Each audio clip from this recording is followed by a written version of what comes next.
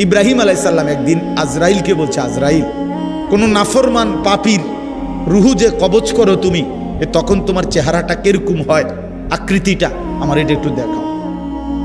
হযরত ইব্রাহিম আলাইহিস সালামকে আজরাইল বলছে, আল্লাহর কসম হে নবী, আপনি সহ্য করতে পারতেন না, আপনি এটা দেখতে চাইেন না।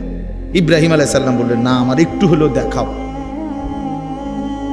তো আজরাইল এই বিভৎস আকৃতি, মানে নাফরমানের জান কবজ করার সময় উনার যে চেহারার আকৃতি হয়, এই চেহারাটা ধরে ইব্রাহিম আলাইহিস সালামকে দেখাইলেন। বিশ্বাস করেন, এই কিতাবে আছে, ইমাম কুরতুবীর কিতাব। ইব্রাহিম আলাইহিস সালাম একটা চিৎকার মাইরা বেহুশ হয়ে গেছে।